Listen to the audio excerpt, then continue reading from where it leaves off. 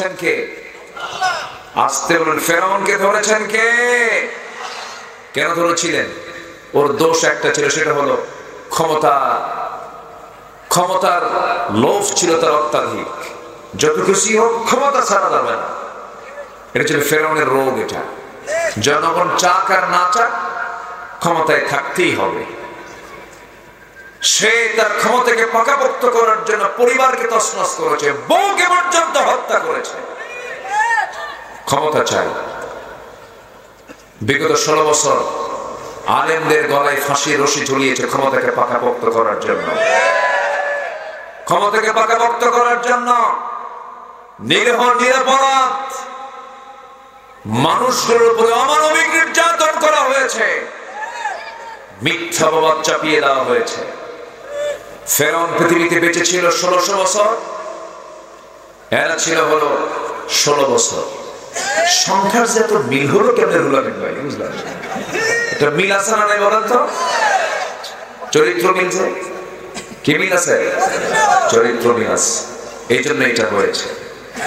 সম্মানিত ভাইরা, আল্লাহ তাআলা একটা অনুকূল পরিবেশ তৈরি করে দিয়েছেন। যুবকরা ভাবছিলাম মনে হয় শেষ হয়ে গেছে, মাদকাসক্ত, ইয়াবাসক্ত, এরপরে ডিভাইস আসক্ত হয়ে মনে হয় ভাবছিলাম মনে হয় ধ্বংস হয়ে গেছে সবার। না, জাতে মাতাল তাহলে ঠিক। খায় না, দুপুরে খায় নাই, ভাবছে গণভবনে গিয়ে খাবো। খায় না, রান্না হয়েছে কার জন্য, আর যে খাইলো কারা?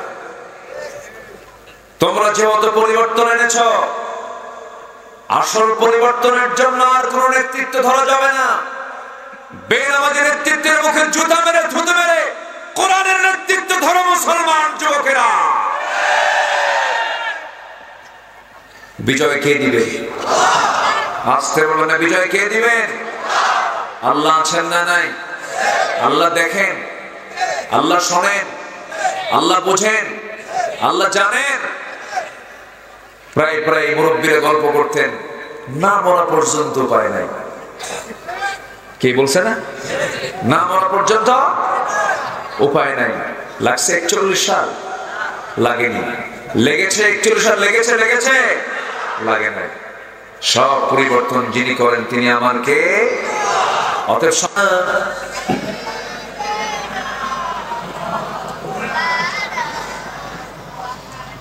وعلى آل سيدنا সবাই বলুন বালাগাল উলা বিকামালিহি কাশাফাত তুজা বিজামালিহি حصلت جميع خصاله سلوا مشرق حب محمد مطلع ديوان ما مطلع خورشید سقاس سینه سوزان ما بلغ العلا بكماله كشف التجى بجماله حصلت جميع خصاله سلوا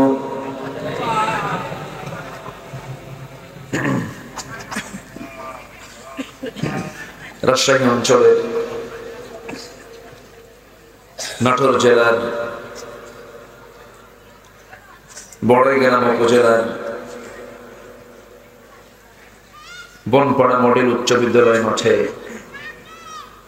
আয়োজিত 40তম 3 দিনব্যাপী তাফসীর মাহফিল 2024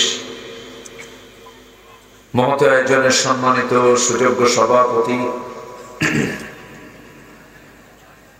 প্রফেসর ডক্টর হাফিজ মাওলানা আব্দুল আল মামুন, আজকের মাহফিলের সম্মানিত বরেণ্য অতিথি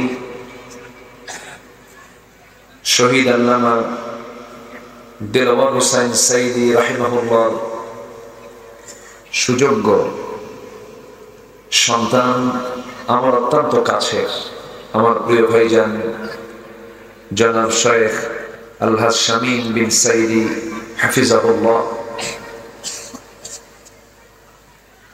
আজকের মাহফিলের বরেণ্য অতিথি দক্ষিণ এশিয়ার বৃহত্তম দ্বীনী সংগঠন, ইসলামী সংগঠন বাংলাদেশ জামাত ইসলামীর সম্মানিত নাটোর জেলা শাখার জয়েন্ট সেক্রেটারি, শিক্ষাবিদ মাওলানা আব্দুল হাকিম হাফিজাহুল্লাহ। আজকের মাহফিলের বরেণ্য আলোচক, অন্যতম মেহমান, আমার অত্যন্ত কাছের, আমার প্রিয় ভাইজান, নাটোরের কৃত সন্তান, বিশিষ্ট ইসলামী চিন্তাবিদ, মুফাসসির কোরআন মাওলানা রুহুল আমিন জিহাদি হাফিজাহুল্লাহ। আজকের মাহফিলের সার্বিক ব্যবস্থাপক, সবার সুপরিচিত ইসলাম দরদী ব্যক্তিত্ব জনাব আব্দুল কাদের মুন্সি।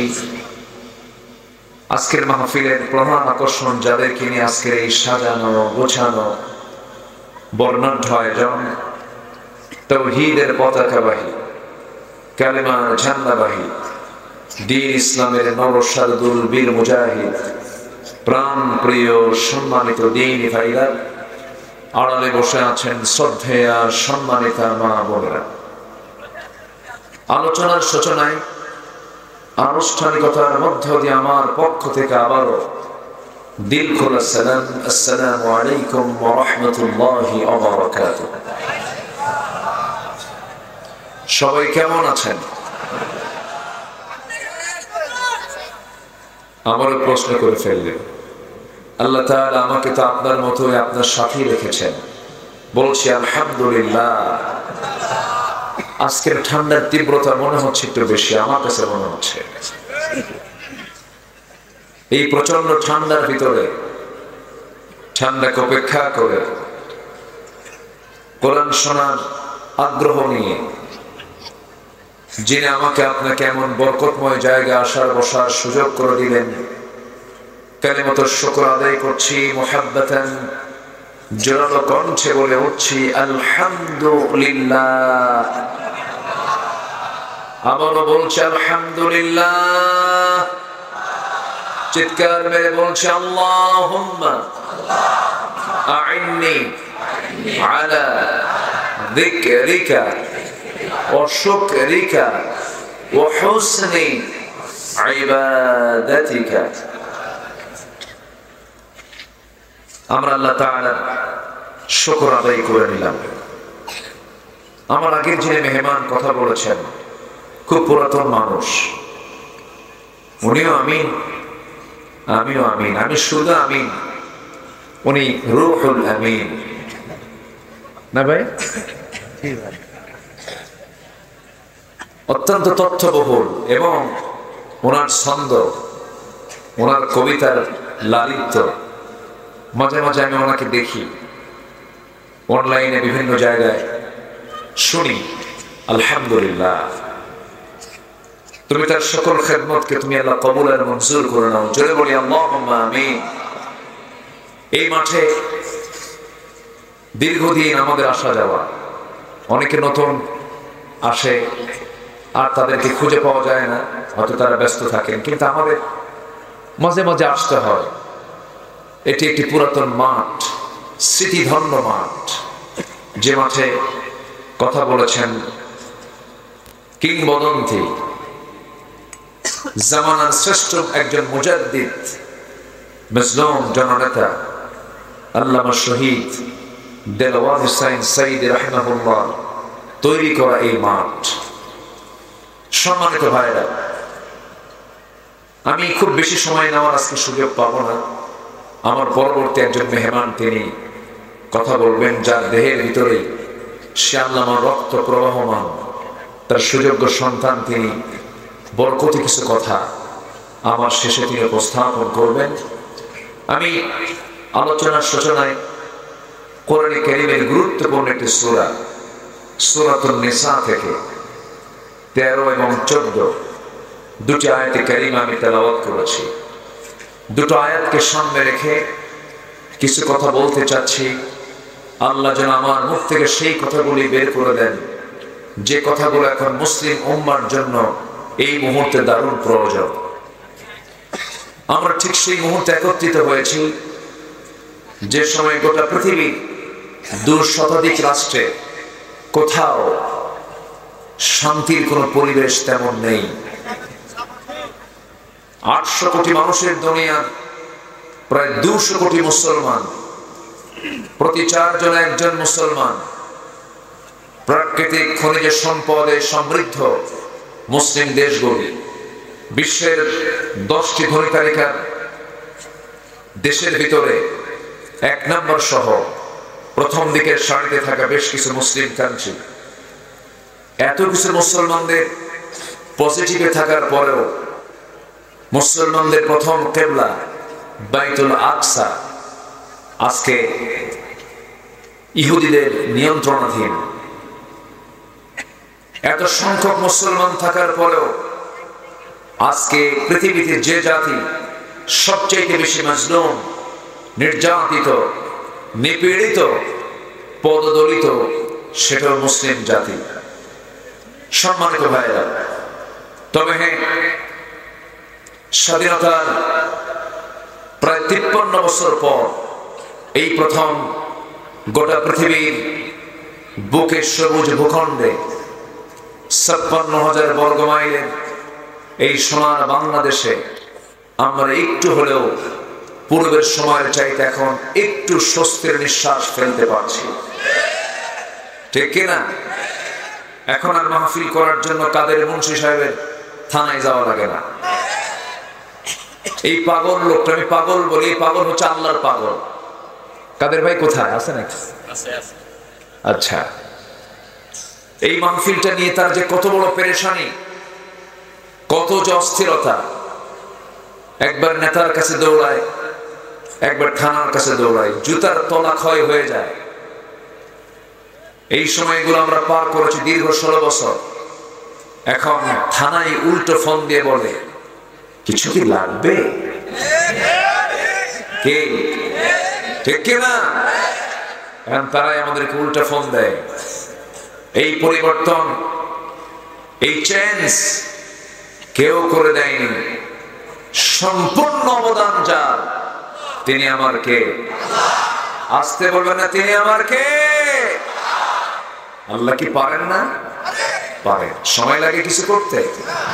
আল্লাহ রাব্বুল আলামিন বলেন, ইন্নামা আমরুহু ইযা আরাদা শাইআন আন ইয়াকুলা লাহু কুন ফায়াকুন।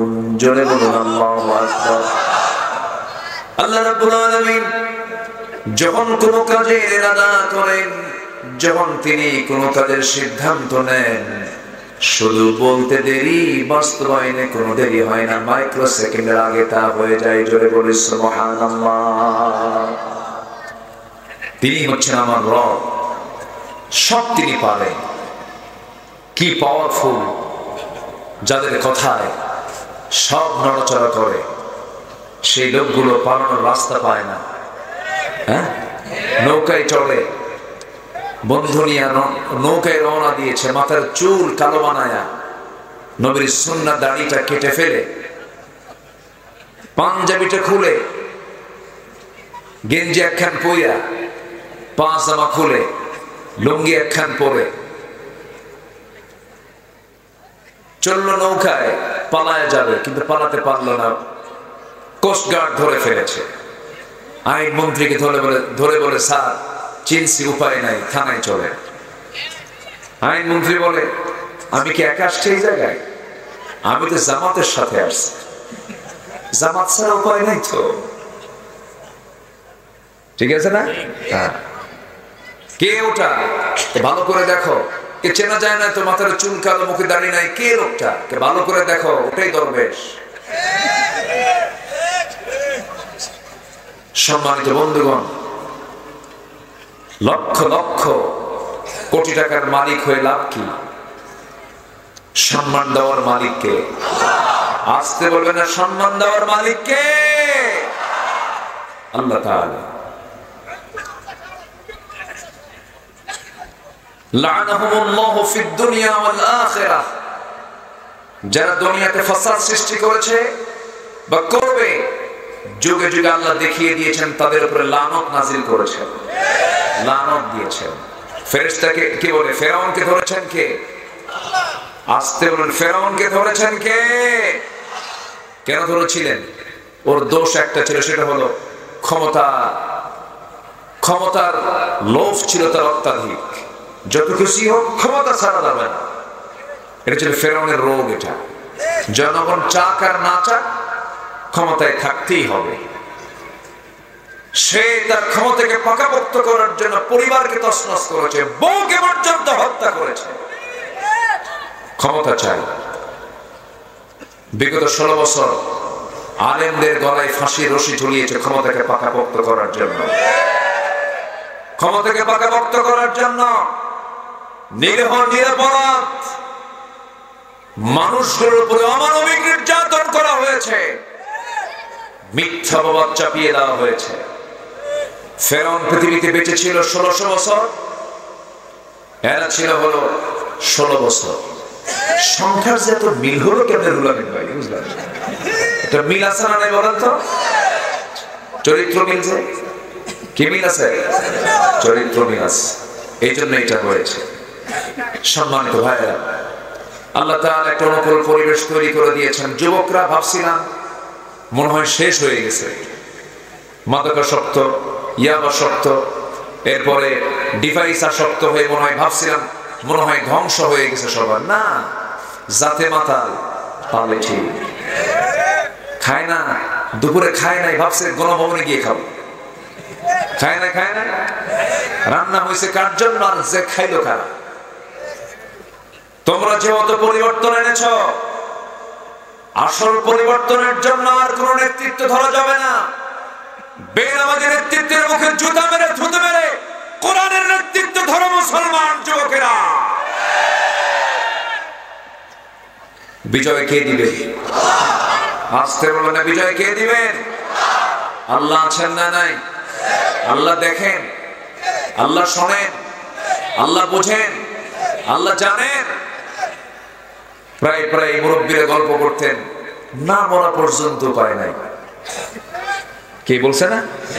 না মরা পর্যন্ত উপায় নাই। লাগছে 41 সাল, লাগেনি। লেগেছে 41 সাল, লেগেছে লাগে নাই। সব পরিবর্তন যিনি করেন তিনি আমার কে? অতএব শিক্ষা নিন, নচেত আপনাকে ইতিহাসের রাস্তা ঘুরে নিক্ষিপ্ত হতে হবে। সম্মানিত ভাইরা, আমি মূল পর্বের দিকে আস্তে আস্তে চলে যাচ্ছি। আমরা কোরআন নিয়ে বসেছি। কোরআনকে আজকে না অনেক আগে? আজকের না অনেক আগে? অনেক আগে। 1000 বছর আগে পৃথিবীতে এসেছে। এর আগে তো ছিল আরেক জায়গায়, লাউহে মাহফুজে। এটা হচ্ছে আল্লাহর পক্ষ থেকে নাজিল হওয়া কিতাব, যার মধ্যে কোনো ডাউট নেই, সংশয় নেই, সন্দেহ নেই, ত্রুটি নেই। এমন একটি কিতাব হচ্ছে আল্লাহর কালামে কোরআন। কিন্তু দুঃখজনক হলো সত্য, কোরআনকে নিয়েও বাজে কথা বলা হয়। এই দেশে কিছু নাস্তিক আইনজীবী আছে না নাই? নাস্তিক বুদ্ধিজীবী আছে না নাই? ওরা 16 বছর তালিকা করেছে আমাদের। এখন আমাদের তালিকা করার সময় এসেছে। 116 জন আলেমের নামে তালিকা করেছিল 2 বছর আগে বিচারপতি শামসুদ্দিন। কালা বলার দরকার নেই, কালা তো আল্লাহ বানায় দিয়েছে। শামসুদ্দিন মানিক এই বেটা আমাদের নামে তালিকা করেছিল। 2 বছর গেলই না। ত্রিপুরা অথবা আসাম হয়ে, গুয়াহাটি হয়ে দিল্লি যাবে, বোন বসে আছে সেখানে, কিন্তু পারে নাই। সিলেটবাসী তাকে অত্যন্ত সুন্দর আপ্যায়ন করেছে, বিসি শুদ্ধ আউট করে দিয়েছে। ঠিক কিনা? আল্লাহ কি পারেন না? আল্লাহ কি পারেন না? যারা ফাসাদ সৃষ্টি করবে, তাদের প্রতি আযাব দিবেন, লানত দিবেন। ওয়াদা করেছেন তিনি আমার কে? আল্লাহ তাআলা। এজন্য আল্লাহর যারা বান্দা হবে তারা কখনো জুলুম করবে না, অহংকার করবে না, অধ্যত্ত আচরণ করবে না। কি আচরণ করবে তারা?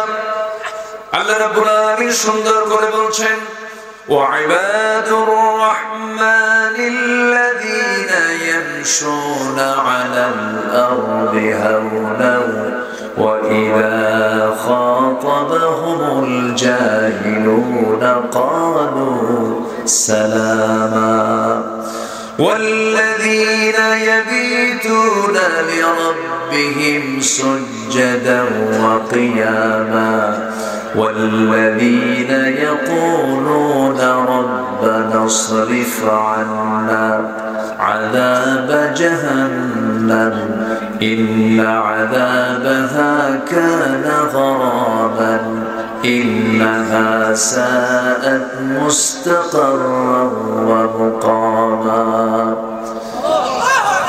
আল্লাহর প্রিয় বান্দা তারাই, বিনয়ী বান্দা তো তারাই যারা জমিন অত্যন্ত বিনয়ী হয়ে চলাফেরা করে, জাহেলদের সঙ্গে তর্কে না গিয়ে শুধু সালাম দিয়ে বিদায় হয়ে যায়, যারা রাতটাকে কোনো বেফাস কোনো খারাপ কাজে ব্যয় না করে রাত যখন হয়ে যায় গোটা রাত্রি চোখের পানি ফেলে ফেলে সেজদায় পড়ে কান্দে, আল্লাহর কাছে রোনাজারি করে, জাহান্নামের ভয়ে থরথর করে কাঁপে, সেজদায় পড়ে আল্লাহর প্রেমে মশগুল হয়ে যায় যারা, তারাই আল্লাহর প্রকৃত বান্দা। আমার বন্ধুগণ, আমরা যখন আল্লাহর কাছে চাবো লজ্জা নিয়ে চাবো না বেহায়ের মতো চাবো? বেহায়ের মতো চাইতে হবে। লজ্জা নিয়ে চাইলে আল্লাহর কাছ থেকে পাওয়া যাবে না, বেহায়ার মতো চাইতে হবে, বারবার চাইতে হবে।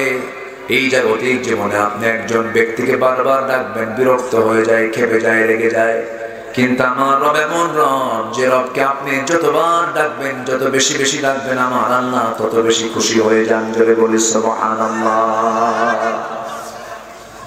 আমার ভাইরা, দুনিয়াকে ভাবতে হবে যখন তখন আমি দুনিয়া ছেড়ে চলে যাচ্ছি, আখিরাতকে সুন্দর করে সাজিয়ে নিতে হবে। দুনিয়াও দরকার আছে, তবে হ্যাঁ, আখিরাতকে টার্গেট করে দুনিয়ার প্রয়োজন আছে। এই জন্য আল্লাহ সুন্দর করে বান্দাকে দোয়া করতে বলেছেন, রব্বানা আতিনা ফিদ দুনিয়া হাসানাতাও ওয়া ফিল আখিরাতি হাসানাতাও ওয়া কিনা আযাবান নার ওয়াজআলনাল জান্নাতা মা'আল আবরার। জোরে বলুন আল্লাহু আকবার। আমার বন্ধুগণ, দুনিয়ার হাসানা দরকার, আখিরাতের হাসানাও দরকার, কিন্তু দুনিয়ার হাসানার জন্য আখিরাতকে সামনে রেখে সুন্দর করতে হবে আমার নামাজ, আমার রোজা, আমার ইবাদত, আমার সমস্ত কার্যক্রম সম্পূর্ণ আখিরাত কেন্দ্রিক করতে হবে, আখিরাতকে টার্গেট করে করতে হবে। আমার ভাইরা, এই যে আমরা ইবাদত গুলো করি, ইবাদত কবুলের ক্ষেত্রে কিছু অন্তরায় আছে। যে সমস্ত বিষয়গুলো কোনো বান্দার মধ্যে যদি থেকে যায়, তার কোন ইবাদত কবুল হবে না। 10টা অন্তরায়। কয়টা অন্তরায় বলেন? 2 হাতে কয় নখ? কয়টা অন্তরায়? 10টা অন্তরায়। একটু কান লাগায় শুনবেন। ইবাদত যতই করো না কেন, তাহাজ্জুদ যতই পড়ো না কেন, জিকির আজকার যতই করো না কেন, লম্বা দাড়ি আমি রাখি না কেন, সুন্দর সুরমা লাগাই না কেন, কোনো কাম হবে না। দান সদকা করি, কোনো কাম হবে না। যে বান্দা তারা 10টা অপকর্ম থেকে নিজেকে গুটিয়ে না রাখবে, তার কোনো ইবাদত আল্লাহর দরবারে মঞ্জুর হবে না। আসুন কোরআনকে সামনে রেখে বলি। সূরা নিসা থেকে আমি তেলাওয়াত দিয়ে শুনিয়ে দিয়েছি। আমার ভাইরা, কোন বান্দার কোন ইবাদত, কোন বান্দার কোন ইবাদত কবুল হবে না যদি কার মধ্যে 10টা অন্তরায় থেকে থাকে, 10টা অপকর্ম থেকে থাকে।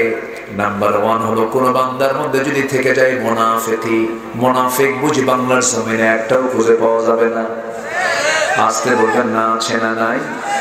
আস্তে বলবেন না আছে না নাই? 16 বছর একটা মামলা খায় নাই, এরকম আলেম আমার দেশে আছে না নাই? একটা আঁচড়ও লাগে নাই গায়ে, খালি তেল মারছে। কি মারছে?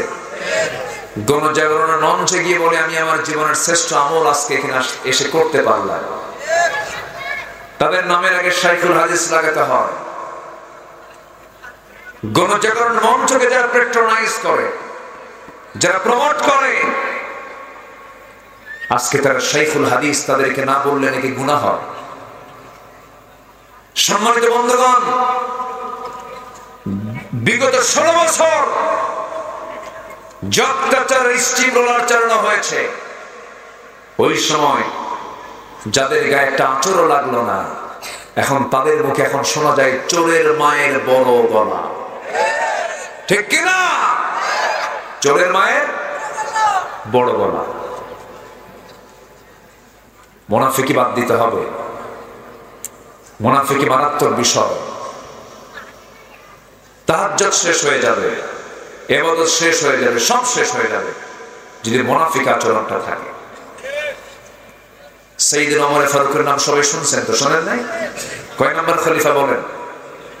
বলেন বলেন। 2 নাম্বার খলিফা। অনেকদিন আগে এক মাহফিলে বললাম, ওমর ফারুককে চিনেন কে? সামনে থেকে দাঁড়িয়ে এক ছোট্ট বাচ্চা বলে, আমি চিনি। কে? আমাদের বাড়ির দোতলায় ভাড়া থাকে। তো বললাম, তুমি তো পাস করছো, কারণ তোমার এলেম অনুযায়ী তুমি উত্তর দিয়েছো।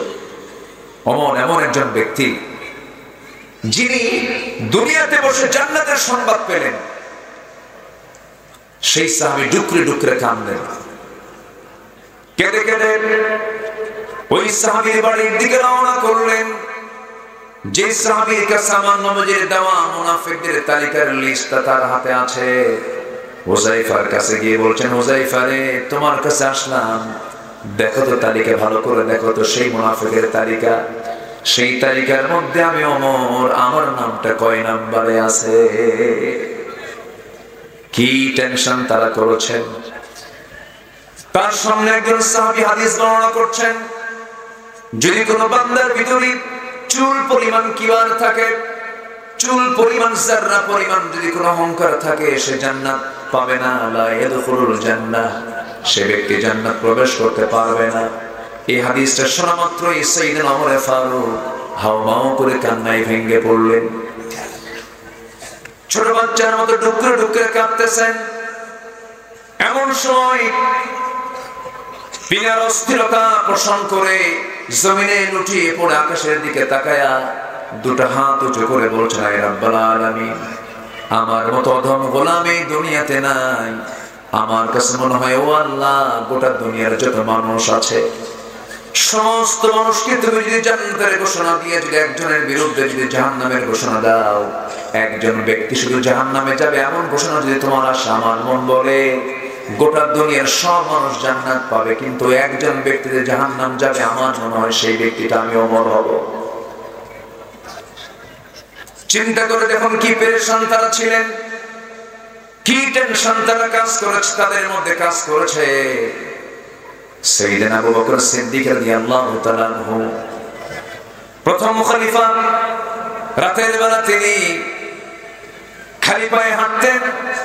রাতের আধারে খালি পায়ে হেঁটে হেঁটে জনগণকে দেখতেন, রাস্তাঘাটে চলাফেরা করতেন। এই দৃশ্য একদিন ওমর ফারুক রাদিয়াল্লাহু দেখে ফেললেন। দেখে বলছেন, ভাই আবু বকর,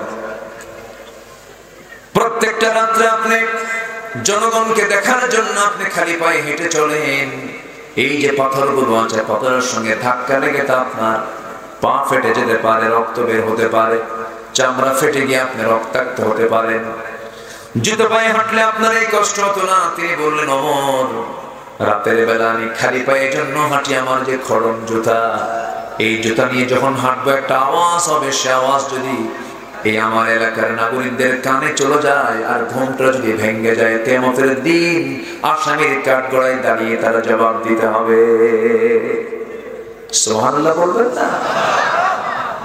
তাহলে সাইয়েদনা আবু বকর জনগণের ঘুম যেন ব্যাঘাত না হয়, রাতের আধারে খালি পায়ে হাঁটেন। আর আমার দেশের কিছু নেতা আছে, কোন এলাকায় শোডাউন দিতে আসলে সামনে 50টা, পিছনে 50টা মোটরসাইকেল। মন্ত্রী আসবেন, যমুনা সেতু থেকে বনপাড়া পর্যন্ত সব গাড়ি ঘোড়া বন্ধ। এই শিক্ষা খলিফারা শিখান নাই, ঠিক কিনা? শিখান নাই। খেলাফতের দায়িত্ব পালন করার পরের দিন থেকে তিনি তার এক প্রতিবেশী, যার স্বামী ছিল না, সন্তানাদি কেউ ছিল না, এক বুড়ি মহিলা, সেই বুড়ি মহিলার ঘরে তিনি প্রত্যেকটা রাতে যেতেন ফজরের একটু আগ দিয়ে তার ঘরে ঢুকতেন, রান্না বান্না করে দিতেন, খাবারগুলো জোগাড় করে দিতেন, কাপড় চোপড়গুলো ধুয়ে দিতেন, সবকিছু প্রস্তুত করে তিনি ফজরের একটু আগ দিয়ে বের হয়ে মসজিদে নববীতে তিনি নামাজের দায়িত্ব পালন করতেন। সাইয়েদনা ওমর ফারুক একদিন ওই মহিলার খেদমত করার জন্য দরজায় গিয়ে নক করলেন, বললেন, বুড়িমা দরজা খুলুন, কোনো খেদমত লাগবে নাকি? বুড়ি মহিলা ভিতর থেকে বলতেছে, কে আপনি চিনি না, তবে কিছুক্ষণ আগে আমার খেদমত করার জন্য আসছিল একজন, সে খেদমত করে চলে গেছে। সাইয়েদনা ওমর ফারুক মনে মনে চিন্তা করলেন, ওই লোকটাকে, যে লোকটা সবার আগে চলে আসলো এই মহিলার ঘরে খেদমত করার জন্য, খুব চেষ্টা চালালেন তাকে ধরার জন্য। 2-3-4-5 দিন তিনি, কয়েক রাত তিনি জেগে জেগে আড়ালে থেকে থেকে চেনার চেষ্টা করে একদিন ধরে ফেললেন। তিনি অন্য কোনো ব্যক্তি নন, তিনি হচ্ছেন রাষ্ট্রের 1 নম্বরের ব্যক্তি সাইয়েদনা আবু বকর। ওমর ফারুক তাকে ডাক দিয়ে বলছেন, ইয়া আমিরুল মুমিনিন, আমাদের হাতে কিছু কাজ দিয়ে দিন, সব কাজ আপনি করবেন, রাষ্ট্রের কাজ আপনি করবেন কখন? সাইয়েদনা আবু বকর বলছেন, ওমর, হাসরের ময়দানে আমার আমলনামা তোমার পিঠে যাবে না, আমাকে কাজগুলো করতে দাও। 2 বছর খেলাফতের দায়িত্ব পালন করলেন তিনি, দুনিয়া থেকে বিদায় নিয়ে নিলেন। সাইয়েদনা ওমর ফারুক খেলাফতের দায়িত্ব পালন করলেন, তিনি শুরু করলেন, দায়িত্বটা নিলেন। ওই মহিলার ঘরে তিনি সেবা করার জন্য, খেদমত করার জন্য রওনা দিয়েছেন। শেষ রাত্রিতে দরজায় নক করলেন, দরজা খুলে গেল, ভিতরে গেলেন, মহিলার কাপড় চোপড় ধুয়ে দিলেন, খেদমত করলেন, সব কাজ সম্পূর্ণ করে খাবারগুলো রেডি করে দিয়ে তিনি চলে এসেছেন। বৃদ্ধা নারী, বৃদ্ধা মহিলা খাবার খেতে বসেছেন, খেজুর একটা মুখের মধ্যে দিয়েছেন, খেজুর মুখের মধ্যে দিয়ে যখন দেখতে পেলেন খেজুরের মধ্যে বিচি, তিনি চোখের পানি ফেলতে ফেলতে বলছেন, বুঝতে পেরেছি আমার আগের খাদেম আর দুনিয়াতে বেঁচে নাই, কারণ সে যখন আমাকে খেজুরগুলো দিত, খেজুরের বিচিগুলো খুলে খুলে আমাকে খেজুর ছাড়া বিচি ছাড়া খেজুরগুলো আমার সামনে দিত। জোরে বলি সুবহানাল্লাহ। আমার ভাইয়েরা, আমার বন্ধুগণ, কি তাদের চিন্তা চেতনা ছিল, কি তাদের ইখলাস ছিল, কি তাদের সেবার প্রতি মানসিকতা ছিল, এটার মূল কারণ হয়েছে তাদের মধ্যে ইখলাস ছিল। মুনাফিকি তাদের মধ্যে কাজ করে নাই। মুনাফিককে চেনার জন্য আল্লাহ রাব্বুল আলামিন সূরা মুনাফিকুন দিয়েছেন, কাফিরকে চেনার জন্য সূরা কাফিরুন দিয়েছেন, মুমিনকে চেনার জন্য সূরা মুমিনুন দিয়েছেন। মুনাফিকদের চরিত্র যতগুলো আছে, এর মধ্যে একটা কুখ্যাত চরিত্র হলো আল্লাহ রাব্বুল আলামিন তাদের ব্যাপারে বলেছেন, ইন্নাল মুনাফিকিনা লাকাযিবুন। মুনাফিকরা সবচেয়ে বড় মিথ্যুক হয়। আমার দেশে তো মিথ্যা কথা বলার লোক নাই, আসতে বলবেন না, আছে না নাই? এই দেশে কোন ধরনের লোকগুলো বেশি মিথ্যা কথা বলে বলেন? কারা? হ্যাঁ, ও উত্তর তো ভালোই দিলেন দেখি, কিন্তু ঘুরে ঘুরে তো ওই নেতাদের দেখি যাই আমরা। নেতারে গালি দেন, কিন্তু আমার ওই নেতার পিছনেই যান। দুঃখ, আফসোস। সম্মানিত বন্ধুগণ, চিন্তা করুন, একটা অনিসলামী দল, অনিসলামী দলের একজন নেত্রী, তিনি বলতেছেন নির্বাচনের আগ দিয়ে আগামী নির্বাচন আমরা যদি ক্ষমতায় আসতে পারি, মদিনার সনদে দেশ চালাবো। কত বড় মিথ্যা কথা! কিসের সনদে? মদিনার সনদ। মদিনার সনদে দেশ চালায় নাই, মোদির সনদে তারা দেশ চালিয়েছে। মোদির সনদে অনেক কিছু আমরা দেখেছি। আমরা স্বাধীন হয়েছি, পরাধীনতার গ্লানি নিয়ে আমরা বাঁচতে চাই না। বুক উঁচু করে জীবন দেব, বাতিল শক্তিদের কাছে মাথা নত করবো না আমরা। রাজি আছেন তো সবাই? সম্মানিত ভাইরা, মুনাফিকরা কেমন হয়, মুনাফিকদের চরিত্র কি, একটু আমাদের জানা দরকার, যেন আমাদের মধ্যে যেন কমন না পড়ে। এই জাতি এত মিথ্যে কথা বলে, আর বিড়ি খায় আর নামাজ পড়ে না। মানে যেগুলো মুসলমানদের জীবনে যাই না তাই হচ্ছে আমার দেশে বেশি। এত ওয়াজ কইছে যায়, হ্যাঁ, এত ওয়াজ যে কোথায় যায়, ওয়াজ তো কম হয় না। সম্মানিত বন্ধুগণ, দেশ স্বাধীনের পর থেকে নিয়ে আজ পর্যন্ত এই 53 বছরে 53টা বাজেট হয়েছে। প্রত্যেক বাজেটে অর্থমন্ত্রী বিড়ির দাম কমাইছে না বাড়াইছে? বাড়াইছে। প্রত্যেকবারই দাম বাড়ে, কিন্তু যারা বিড়ি খায় তারা মনে মনে করে যত বাড়া সমস্যা নেই, প্রয়োজনে বাড়ি বিছে খাবে। এত নেশা। আবার মাহফিলে